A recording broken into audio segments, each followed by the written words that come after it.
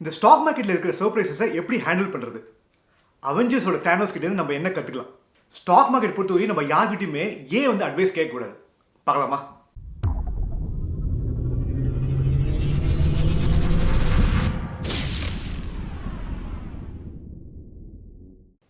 Hello guys, என் பேர் Harish Srikanthan. Guys, stock market பொறுத்தவரை நம்மளுக்கு நிறைய சர்ப்ரைசஸ் இருக்குது. அதனால் நம்ம ரொம்ப ஜாக்கிரதையாக வந்துருக்கணும்.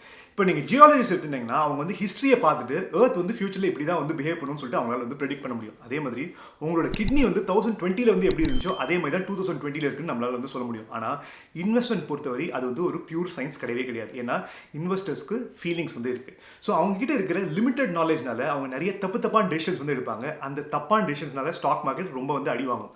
இதனால தான் ஸ்டாக் மார்க்கெட்டை நம்மளால ப்ரெடிக்ட் பண்ணவே முடியாது.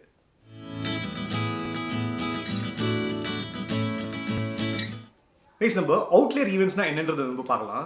ஸோ எந்த மாதிரி ஈவெண்ட்ஸ்லாம் நார்மலாக இல்லாமல் கொஞ்சம் தனிச்சு நிற்கிறது தெரியுமா, அதை தான் நம்ம அவுட்லேயர் ஈவெண்ட்ஸ்னு சொல்லுவோம். அதாவது அது ரொம்ப அன்யூஷுவலாக இருக்கும், ரொம்ப ஆடாக இருக்கும். இப்போ நம்மளோட லைஃப் வந்து நார்மலாக போகும்போது திடீர்னு ஒரு கிரேட் டிப்ரெஷன் நடக்குது, திடீர்னு ஒரு வேர்ல்டு வார் 2 வந்து நடக்குது, ஒரு செப்டம்பர் 11 அட்டாக் நடக்குது, இல்லாட்டி ஒரு கொரோனா வைரஸ் வருது. இந்த மாதிரி ஈவெண்ட்ஸ் தான் நம்ம வந்து அவுட்லேயர் ஈவெண்ட்ஸ்னு சொல்லுவோம். இந்த எல்லா ஈவெண்ட்ஸ்னாலுமே ஸ்டாக் மார்க்கெட் வந்து பயங்கரமாக வந்து அடிவாகும். ஸோ இந்த காரணத்தால் தான் ஸ்டாக் மார்க்கெட்டோட பழைய பெர்ஃபார்மன்ஸ், அதாவது ஹிஸ்டாரிக்கல் பெர்ஃபார்மன்ஸ் வச்சு நம்மளால் வந்து ஃபியூச்சர் வந்து நம்மளால் ப்ரெடிக்ட் பண்ணவே முடியாது. History is not a map of future. Guys, நம்ம யூஎஸோட ஸ்டாக் மார்க்கெட் எடுத்துக்கலாமே. ஸோ அதில் SP500 ஒன்று இருக்குன்னு சொல்லிட்டு நான் லாஸ்ட் வீக் வந்து சொன்னேன். SP500 என்னன்னா யூஎஸ்ல இருக்கிற 500 லார்ஜ் கம்பெனிஸ் எடுத்துட்டு அதோட ஆவரேஜ் ரிட்டர்ன்ஸ் வச்சு ஒரு இண்டெக்ஸ் வந்து அவங்க ஃபார்ம் பண்ணியிருக்காங்க. ஸோ அந்த SP500 நீங்கள் பார்த்தீங்கன்னா 1976 முன்னாடி ஃபினான்ஷியல் ஸ்டாக்ஸே வந்து அதில் கிடையாது. ஆனால் இன்னைக்கு நீங்கள் பார்த்தீங்கன்னா 16% வந்து ஃபினான்ஷியல் ஸ்டாக்ஸ் வந்து இருக்குது. ஒரு 50 வருஷத்துக்கு முன்னாடி டெக்னாலஜிக்கல் ஸ்டாக்ஸ் அதில் கிடையவே கிடையாது. ஆனால் இன்னைக்கு ஆல்மோஸ்ட் 27.6% வந்து டெக் ஸ்டாக்ஸ் வந்து இந்த SP500 வந்து இருக்குது. ஸோ அன்னைக்கு இருந்த ஸ்டாக் மார்க்கெட் வேறு, இன்னைக்கு இருந்த ஸ்டாக் மார்க்கெட் வேறு. ஸோ அன்னைக்கு இருக்கிற பெர்ஃபார்மன்ஸ் வச்சு இன்னைக்கு இருக்கிற பெர்ஃபார்மன்ஸை நம்மளால நிர்ணயிக்கவே முடியாது. கேஸ், நீங்கள் எல்லாருமே இன்டெலிஜென்ட் இன்வெஸ்டர்னு சொல்லிட்டு ஒரு பிரபலமான ஒரு ஃபினான்ஷியல் புக் பற்றி கேள்விப்பட்டிருப்பீங்க. அந்த புக்கில் 1972 என்ன மாதிரி ஃபார்முலாஸ் வந்து யூஸ் பண்ணிக்கிறாங்களோ அந்த ஃபார்முலாஸ்லாம் இன்னி தேதியில் அவுடேட் ஆகிருக்கு. இப்போ அதுக்கு ஒரு எக்ஸாம்பிள் பார்த்தீங்கன்னா, இப்போ டெஸ்லாவோட ஷேர் வேல்யூ நீங்கள் பார்த்தீங்கன்னா $653. ஓகேவா? அதோட புக் வேல்யூ பார்த்தீங்கன்னா $23.15. புக் வேல்யூ என்னன்னா, இப்போ அந்த கம்பெனியை கம்ப்ளீட்டாக வந்து நீங்கள் லிக்விடேட் பண்ணிட்டீங்கன்னா ஒரு ஷேர் ஹோல்டருக்கும் எவ்வளோ வந்து காசு கிடைக்கும் சொல்லிட்டு. ஓகேவா? ஸோ இந்த புக் வேல்யூவோட 1.5 டைம்ஸ் நீங்கள் பார்த்தீங்கன்னா 35.2 வந்து வருது. அதே மாதிரி ஆப்பிளுக்கு வந்து 122 வந்து அவங்களோட ஷேர் வேல்யூ, அவங்களோட 1.5 டைம்ஸ் புக் வேல்யூ வந்து 5.91. இந்த புக்கில் வந்து என்ன சொல்கிறாங்கன்னா, எந்தெந்த ஸ்டாக்கோட ப்ரைஸ் வந்து அதோட புக் வேல்யூவோட 1.5 டைம்ஸோட ஜாஸ்தியாக இருக்கோ அந்த ஸ்டாக்கை வாங்காதீங்கன்னு வந்து சொல்கிறாங்க. இப்போ டெஸ்லாவோட வேல்யூ என்ன, $653. 1.5 டைம்ஸ் அந்த புக் வேல்யூ எவ்வளோ, 35.2. ஸோ இந்த 653 இதோட ஜாஸ்தியாக இருக்கிறதுனால நம்ம டெஸ்லா வாங்கக்கூடாது. அதேமாதிரி ஆப்பிளுக்கு நீங்கள் பார்த்தீங்கன்னா 122ன்றது 5.91 ஜாஸ்தியாக இருக்கிறதுனால நம்ம ஆப்பிளும் வாங்கக்கூடாது. ஆனால் இன்னி தேதியில் நம்ம ஆப்பிளும் டெஸ்லாவும் வாங்காமல் இருக்க முடியுமா? ஸோ அன்றைக்கி எழுந்த ஃபார்முலா வச்சு நம்ம இன்னைக்கு வந்து நம்மளோட ப்ரெசென்ட்டை வந்து நம்ம டிசைட் பண்ணக்கூடாது. So past performance, past data எதுவுமே கரண்ட் சுச்சுவேஷனுக்கு ஹெல்ப் பண்ணாது.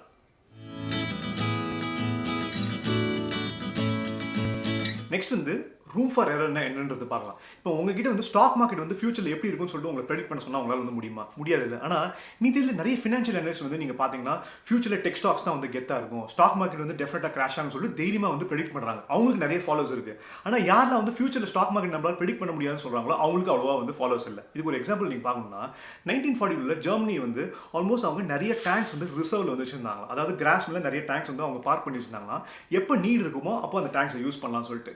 ஸோ திடீர்னு ஒரு நீட் வரும்போது அவங்க கிட்ட இருந்த 104 ரிசர்வ் டேங்க்ஸ்ல அவங்களால ஒரு 20 டேங்க்ஸ் தான் வந்து யூஸ் பண்ண முடிஞ்சு. அதுக்கு ஒரு காரணம் இருந்துச்சு. என்னாச்சு தெரியுமா? அந்த டேங்க்குள்ளெல்லாம் நிறைய எலி போயிட்டு அதுக்குள்ள இருக்கிற எலக்ட்ரிக்கல் வயர்ஸ் வந்து சாப்பிட்டுச்சான். ஸோ இது மாதிரி நீங்கள் என்னதான் பிளான் பண்ணாலுமே அது வந்து ஃபெயில் ஆகிறதுக்கு வந்து சான்சஸ் இருக்குது. ஸோ நீங்கள் ரெடியாக இருக்கணும். இப்போ நீங்கள் பில் கேட்ஸ் பார்த்தீங்கன்னா மைக்ரோசாஃப்ட் வந்து சின்ன கம்பெனியாக இருக்கும்போது ஒரு வருஷத்துக்கு எந்த கிளைண்ட்டுமே அவங்களுக்கு காசு கொடுக்காட்டி கூட என்னோட எம்ப்ளாயிஸ்க்கு வந்து நான் வந்து சேலரி பே பண்ணணும்னு சொல்லிட்டு நிறைய கேஷ் வந்து அவர் சேமிச்சு வச்சிருந்தாராம். ஸோ இதுக்கு வந்து சொல்யூஷன் என்ன தெரியுமா? நீங்கள் ஃபியூச்சரில் உங்களுக்கு என்ன மாதிரி ரிட்டர்ன்ஸ் வரும்னு சொல்லிட்டு நீங்கள் எஸ்டிமேட் பண்ணும்போது இந்த ரூம் ஃபார் எரர் மனசில் வந்து வச்சுக்கோங்க. ஸோ உங்களோட பிளான் வந்து ஃபெயில் ஆகும். ஃபெயில் ஆனால் அதை நான் எப்படி ஹேண்டில் பண்ணணும்னு சொல்லிட்டு முதல்ல பிளான் பண்ணுங்க. நீங்கள் யூஎஸ் மார்க்கெட் எடுத்தீங்கன்னா 1870 இன்னி வரை ஆல்மோஸ்ட் 6.8% வந்து ஆனுவலாக வந்து கொடுத்துருக்கு. ஸோ இதே வந்து நம்பர் வந்து ஃபியூச்சரில் வருமா சொல்ல முடியாது இல்லையா? ரெண்டாவது, திடீர்னு ஸ்டாக் மார்க்கெட்டில் பேர் மார்க்கெட் வர சான்ஸ் இருக்குது. பேர் மார்க்கெட்னா எப்போ வந்து ஸ்டாக் மார்க்கெட் வந்து கிராஷ் ஆகுதோ அந்த மாதிரி நேரத்தில் உங்களோட ரிட்டைர்மெண்ட் வந்துச்சுன்னா நீங்கள் வந்து கேஷ் வந்து வெளில எடுப்பீங்க. அதனாலையும் உங்களோட ரிட்டர்ன்ஸ் வந்து அஃபெக்ட் ஆகும். மூணாவது, திடீர்னு உங்களுக்கு ஒரு மெடிக்கல் எமர்ஜென்சி வருது, உங்களுக்கு வந்து கேஷ் தேவைப்படுது. ஸோ நீங்கள் ஸ்டாக்ஸ் விற்று காசு பண்ணுறீங்க. இதனாலையும் உங்களோட ரிட்டர்ன்ஸ் வந்து அஃபெக்ட் ஆகும். கைஸ் நம்ம வந்து என்ன அசியூம் பண்ணலாம்னா நம்மளோட ஹிஸ்டாரிக்கல் ரிட்டர்ன்ஸோட ஒரு 1/3 வந்து கம்மியாக தான் வரும்னு சொல்லிட்டு நம்மளோட மைண்ட் செட்டை வந்து நம்ம ரெடி பண்ணலாம். ஸோ 1/3 கம்மினா அவ்வளோ ஒரு 4.5% தான் நம்மளுக்கு ஃபியூச்சரில் ரிட்டர்ன்ஸ் வருதுன்னு சொல்லிட்டு நம்ம மைண்ட் செட்டை நம்ம ரெடி பண்ணிட்டோம். இப்போ நம்ம 6.8% எவ்வளோ நம்மளுக்கு வந்து ரிட்டர்ன்ஸ் வருதோ அதே அமௌண்ட்டை 4.5% ரிட்டர்ன்ஸில் நம்ம கொண்டு வரணும்னா நம்ம என்ன பண்ணணும்னா நம்மளோட சேவிங்ஸ் ரேட்டை நம்ம ஜாஸ்தி பண்ணணும், நம்மளோட பஃபரை வந்து நம்ம ஜாஸ்தி பண்ணணும். இந்த காரணத்தினால தான் நத்திங் இஸ் 100% வந்து ஃபுல் ப்ரூஃப். இப்போது நீங்கள் வந்து இங்கிலீஷில் ஃபெலிசிட்டின்னு ஒரு வார்த்தை இருக்குது. ஃபெலிசிட்டின்னா என்னென்னா ரொம்ப சந்தோஷமாக இருக்கிறது. The best way to achieve felicity is to aim low. நீங்கள் எவ்வளோக்கு எவ்வளோ உங்களோட எக்ஸ்பெக்டேஷன்ஸ் நீங்கள் வந்து கம்மியாக வந்து நீங்கள் எய்ம் பண்ணுறீங்களோ அவ்வளோக்கு எவ்வளோ உங்களுக்கு வந்து சர்ப்ரைசஸ் இருக்காது, நீங்கள் ரொம்ப சந்தோஷமாக இருக்கலாம். இப்போ நீங்கள் 4.5% வந்து எய்ம் பண்ணிட்டீங்கன்னா ஒரு 7 இல்லை 8% வந்துச்சுன்னா உங்களுக்கு சந்தோஷம் தானே.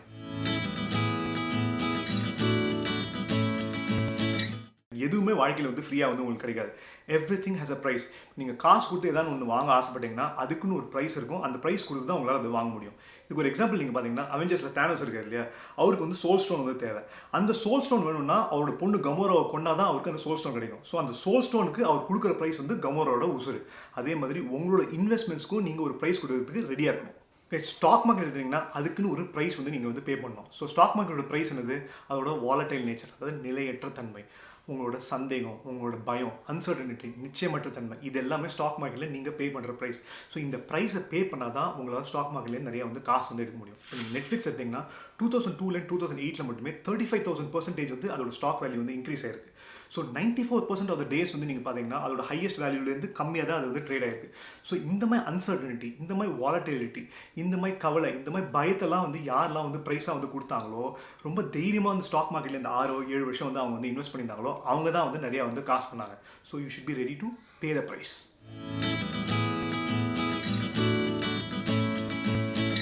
நெக்ஸ்ட் கான்செப்ட் வந்து யூ வெர்சஸ் மீ.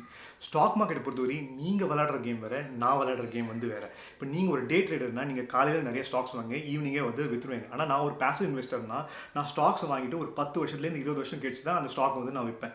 ஸோ உங்களோட கேம் வேறு, என்னோட கேம் வந்து வேறு. இப்போ சிஸ்கோட எக்ஸாம்பிள் எடுத்திங்கன்னா 1999 மட்டும் அதோட ஸ்டாக்கோட வேல்யூ வந்து 300% வந்து க்ரோ ஆயிடுச்சு. ஆல்மோஸ்ட் $60 வந்து தொடிச்சு. அன்னி தேதியில் அந்த கம்பெனியோட வேல்யூவேஷன் நீங்கள் பார்த்தீங்கன்னா $600 billion. ஸோ நீங்கள் டே ட்ரேடர் என்ன பண்ணுறீங்கன்னா அந்த 1999 டைமில் நிறைய வந்து இந்த சிஸ்கோ ஸ்டாக்ஸை வாங்குறீங்க, விற்கிறீங்க, நிறைய காசும் வந்து நீங்கள் பண்ணிடுறீங்க. ஆனால் உங்கள் டெசிஷனை பார்த்துட்டு நான் என்ன பண்ணுறேன், ஒரு $60 1999 வந்து அந்த ஸ்டாக் வந்து வாங்குறேன்.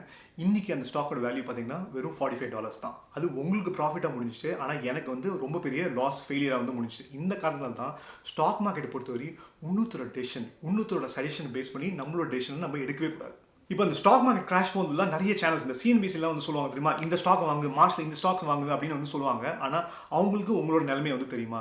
ஸோ அவங்க கொடுக்குற ஸ்டாக் அட்வைஸ் வந்து உங்களுக்கு வந்து ஒத்து வருமான்னு சொல்லிட்டு வந்து நீங்கள் யோசிக்கணும். இப்போ நீங்கள் ஒரு டீனேஜர் இருந்தீங்கன்னா உங்களோட ஸ்ட்ராட்டஜி வந்து வேறு, நீங்கள் ஒரு விடோவாக இருந்தால் உங்கள் ஸ்ட்ராட்டஜி வேறு, நீங்கள் ஒரு ஹெட்ஜ் ஃபண்ட் மேனேஜர் தான் நீங்கள் வேறு விதமாக வந்து பிஹேவ் பண்ணுவீங்க.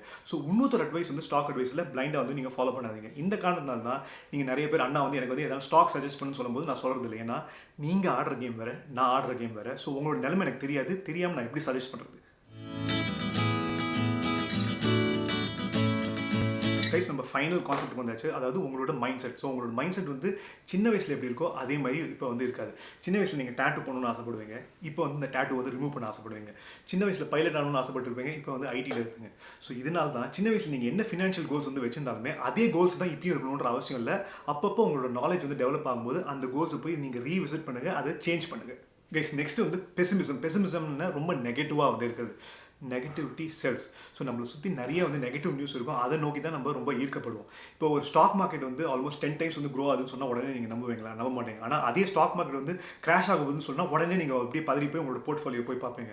ஸோ நீங்கள் நியூஸில் பார்த்தீங்கன்னா 1% வந்து ஒரு ஸ்டாக் க்ரோ ஆனால் கூட அது பெருசாக வந்து சொல்ல மாட்டாங்க, 1% கிராஷ் வந்து ரொம்ப பெருசாக வந்து சொல்லுவாங்க. ஸோ நெகட்டிவிட்டி நிறைய வந்து நம்மளுக்கு ஃபீட் பண்ணிகிட்டே இருக்காங்க. ஸோ இந்த மைண்ட் செட்லேருந்து வெளில வரதுக்கு ஃபேக்ட்ஃபுல்னஸ் மை புக்கெலாம் நீங்கள் படிச்சிங்கன்னா இன்னி தேதியில் எர்த் இருக்குது ரொம்ப நல்ல விஷயம். நம்மளை சுற்றி நிறைய நல்ல விஷயம் நடக்குது, நிறைய பாசிட்டிவ் இன்சிடென்ட்ஸ் வந்து அந்த புக்கில் வந்து சொல்லியிருக்காங்க. அந்த புக்கை போய் முதல்ல வந்து நீங்கள் படிங்க.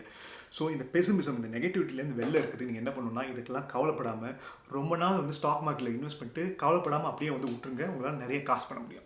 பேச வந்து டேக்அவேஸ்க்கு வந்தாச்சு. ஸோ ஸ்டாக் மார்க்கெட் பொறுத்தவரை நிறைய சர்ப்ரைசஸ் வந்து இருக்கும். ஸோ பாஸ்ட் பர்ஃபார்மன்ஸ் பேஸ் பண்ணி ஃபியூச்சரை வந்து ப்ரெடிக்ட் பண்ணாதீங்க.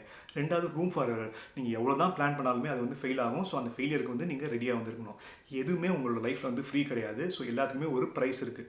நாலாவது நீங்கள் பார்த்தீங்கன்னா யூ வர்சஸ் மீ. ஸோ உங்களோட கேம் வேறு, என்னோட கேம் வேறு. யார் வந்து ஸ்டாக் மார்க்கெட்டில் வந்து சஜஷன்ஸ் கொடுத்தாலுமே உங்களுக்கு அது கரெக்டானு சொல்லிட்டு தைரியமாக வந்து டெசிஷன் வந்து எடுங்க. ஃபைனலாக உங்களோட மைண்ட் செட். ஸோ நீங்கள் வந்து பாஸ்ட்டில், அதாவது சின்ன வயசில் நிறைய வந்து டெசிஷன்ஸ் எடுத்துக்கலாம். அதே டெசிஷன்ஸை நீங்கள் இப்போ ஃபாலோ பண்ணணும்னு அவசியம் இல்லை. அப்பப்போ அதை போய் ரீவிசிட் பண்ணுங்கள். ப்ளஸ் நிறைய பெசிமிசம், நிறைய நெகட்டிவிட்டி நம்மளோட லைஃப்பில் இருக்குது. அந்த நெகட்டிவிட்டிலேருந்து அப்படியே வந்து தள்ளி இருந்து அதை பற்றி பயப்படாமல் ஸ்டாக் மார்க்கெட்டில் நிறைய நாள் இன்வெஸ்ட் பண்ணிங்கன்னா நல்ல காசு பண்ணலாம். ஸோ இந்த புக்கு நல்ல விலாவரியாக வந்து இன்ஸ்டாகிராமில் வந்து டேக்அவேஸ் வந்து போஸ்ட் பண்ணியிருக்கேன். போய் அங்கே வந்து ஃபாலோ பண்ணுங்கள். முதல்ல இந்த புக்கை வந்து வாங்கி படிங்க. ஸோ அதோட லிங்க் வந்து கீழே டிஸ்கிரிப்ஷனில் வந்து போட்டிருக்கேன். ஏன்னா மைண்ட் செட்டை நல்லா டெவலப் பண்ணிட்டீங்கன்னா அதுக்கப்புறம் நீங்கள் இன்வெஸ்ட்மெண்ட்ஸ் பற்றி நீங்கள் படிச்சிக்கலாம். ஸோ அடுத்த வாரம் வந்து எப்படி பிலீஃபை டெவலப் பண்ணுறது, எப்படி ரொம்ப கான்ஃபிடென்ட்டாக இருக்குது, எப்படி பயத்துலேருந்து வெளில வருதுன்னு சொல்லிட்டு நம்ம நல்ல விலாவரியாக பார்க்க போகிறோம். அது ஹரிஷ் ஸ்ரீகாந்தன் சைனிங் ஆஃப்.